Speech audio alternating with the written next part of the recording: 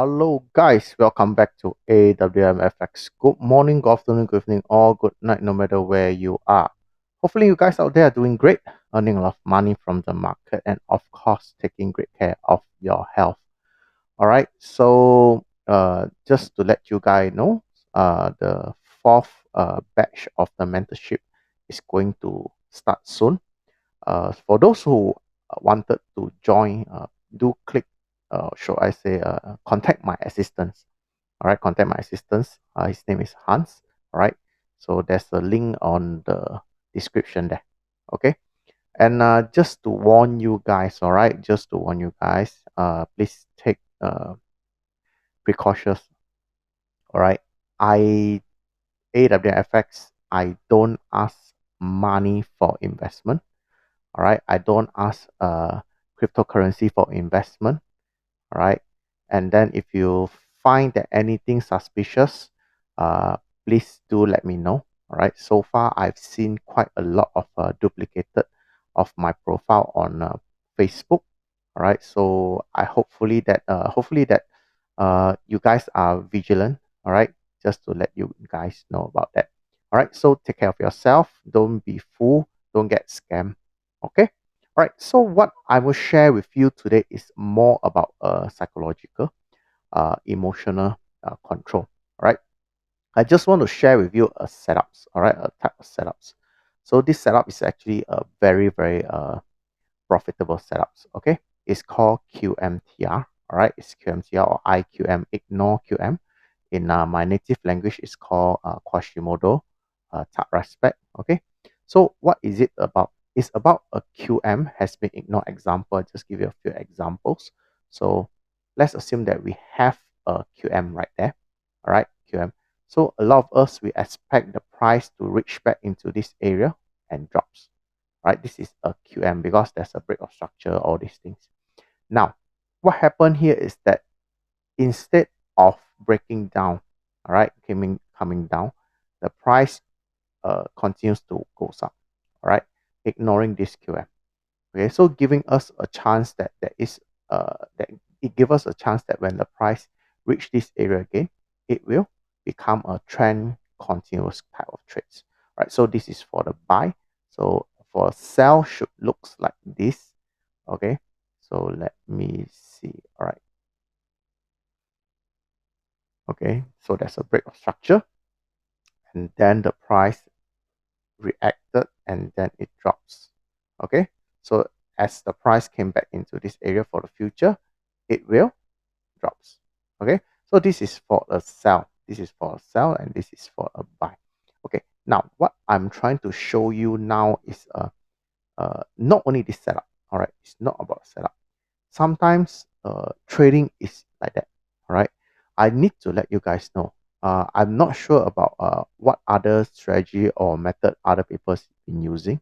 Okay, for me there is no 100%. All right, there's no 100%. So in terms of no 100% here, there are two things. First is that win rate. All right, I cannot provide you a 100% win rate. I'm sorry. All right, so if you ever find a 100% win rate strategy, good for you. All right, good for you. So for me, not 100%. I will say that 60, 70, sometimes I can get 80% win rate, which is actually good for me. And my risk reward ratio is more than 1.1 to 4. Right. So for me, I'm happy with whatever I already have on my hand. Okay. So the second thing is that if you ever encounter a setup, sometimes you have a perfect setups, all right? Okay, let's assume, let's just give you something right here. So let's say that we are trading QML, right? We know the QML, and you're able to find an entry zone. Let's assume that there is an entry zone there, all right? So life is this way, all right? You need to realize that life doesn't always give you perfect type of movement. All right. So what I mean here is that sometimes the price will not reach your zone and then drops because of one thing. The price is very random, or should I say the market is very random. You need to deal with that. All right, you need to deal with that. It's extremely random. So what you should be doing is that you should not blame yourself on this setup. This is the first thing. And the second is that there is this possibility, there is this possibility that it will happen. All right, the price will not reach the zone that you want. All right, and then it will just drop all the way. Okay, so don't blame yourself. As long you know that this setup is working, it's just that your zone, right? Because when we talk about supply and demand zone, all right, we give whatever I provide is a general type of zone, all right? So there is some possibility that the zone will have a very random movement, all right? So I will say that overall, I'm still satisfied with whatever I am sharing, and of course I'm using. All right. So now come back to a real chart. All right. We don't want to look at drawing because sometimes drawing is a bit problematic. It's always in a linear form. Okay. So we come back to these setups right here. Okay. So let me go 30 minutes. So what happens is that actually, in fact, we have a QMTR right here. All right, we have a QMTR. You can see that the price is actually making a QML right there, and then drop. What happened is that as the price drop, all right, as the price drop, it make a drop base drop, all right, giving us a perfect type of zone, all right, perfect zone. Even if I go to lower time frame, all right, let's say 15 minutes lower, it it is still a very nice zone right there, right? And not only that, the zone is fresh, all right. So go back to 30 minutes. The zone is fresh, right? So giving us, this impression that this type of setup will definitely works. Okay. Of course, on the other side, there is another cell setup of KML cell. All right. But here, over here, there is a QMTR, which happened first before the cell. All right. So looking at it, sometimes there is a lot of unexpected things to happen. All right, example right here, you can see that the price came up into this area, almost into this area, right? It missed by how many pips? Let me see. 7 pips. All right, it missed by 7 pips, and then it drops all the way. All right, it drops all the way. Now, looking at this type of setup, you have a perfect setup, you have a perfect zone, right? It's just that the price did not came back into your area, all right? Didn't touch it, didn't trigger it, drops. So a lot of people will ask, hey, blame myself. What happened? How come it dropped just like that? Is that this is my zone? Uh, shouldn't it hit the zone?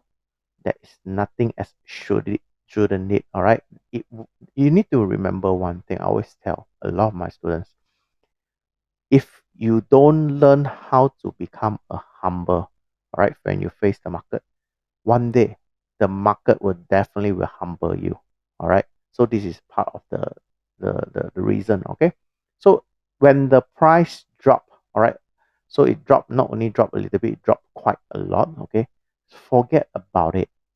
Right, you should forget about these setups right here, right? Or should I say you can still remember about it, but not now, all right? Because the price already dropped a lot. So what you're going to do is that look at the structure. The structure will tell you that it's a bearish. All right, continue looking for setups. All right, possible setups. Okay, so over here actually we have a few nice setups. Okay, so right here, maybe go to a little bit higher time frame.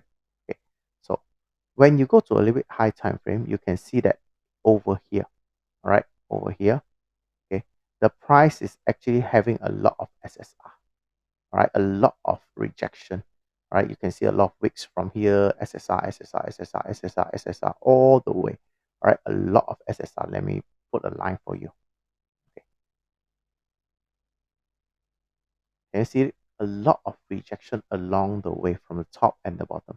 So making this movement right here a very good SSR and a possible RSBR, right? Support become resistance, right? So when you have this kind of movement, what should you do? You should be looking at a possible zone for you to enter, all right? Possible zone for you to enter. So you go to small time frame, and what can you see, all right? This means that H1, of course, is small time frame for H4, right? You can actually see that over here, right, along the line, just there is a zone, a very beautiful zone right here, right? A very beautiful zone. Okay, of course, over on top there's another zone, but there is, of course, I will say that I have a way to deal with this kind of uh, two possible zone. All right, which one you should be choosing? Okay, so what happened is that the price came back into the zone and then it reacted, and then now it started to give you some drop. All right, so still argue this is not a very good type of trades. It only move a little bit. Yes, it only move a little bit, but it depends on which perspective you're looking at. So if you're looking at H1, yeah, it moved a little bit. But if you go to small time frame, examples, I'll say 15 minutes. All right, for M5, sorry, M5, you can see that there is a setup there, QML. All right, QML setups.